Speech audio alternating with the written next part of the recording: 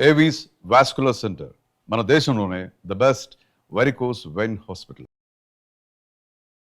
Hi అండి, నేను మీ కీర్తి.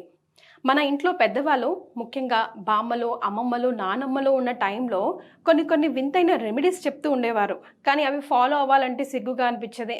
ఇది మూఢనమ్మకం, ఈ కాలంలో ఇదంతా ఎవరు నమ్ముతారు అసలు, ఇట్లా అనుకొని మనం కొట్టేసేవాళ్ళం. కానీ పాతకాలంలో బాగా వర్షాలు పడితే రోకలికి పూజలు చేసి ఆ రోకలు నిటారుగా నిలబడితే కనుక వర్షం ఆగిపోతుంది కాసేపైనా అని ఒక నమ్మకం ఉండేది.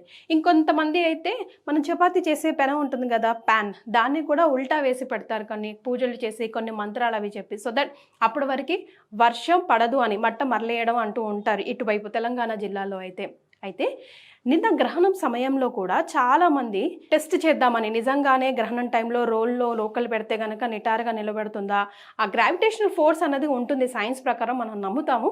బట్ ఇది మూఢనమ్మకమా అని చెప్పేసి ఇప్పుడు మనం చూడబోయే విజువల్స్లో కెమెరాలతో, అద్భుతమైన కెమెరాలతో ఆ లూనార్ ఎక్లిప్స్ని క్యాప్చర్ చేయాలి అనుకున్న వాళ్ళే ఈ టెస్ట్ కూడా చేసి చూశారు.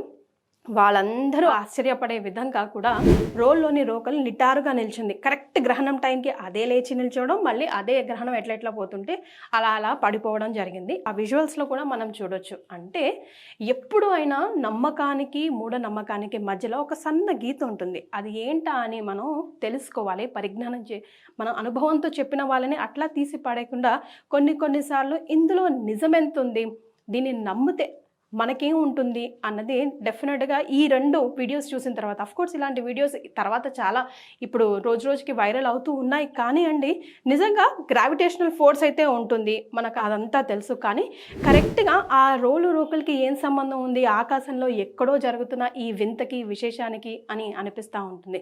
సో సనాతన ధర్మం ఏది చెప్పినా అందులో నిగూఢమైన రహస్యాలే దాగి ఉంటాయి. ఎప్పుడు కూడా కొట్టివేయకుండా, వేరే వాళ్ళని చులకనగా చూడకుండా, అది మూఢనమ్మకం అని చెప్పకుండా, మీకు నచ్చిందా ఫాలో అవ్వండి, లేదా సైలెంట్గా ఉండిపోండి. చూడండి, ఇలాంటి వింతలు విశేషాలు మన శాస్త్రం ఎన్నడో 1000 years బ్యాకే చెప్పి ఉంది.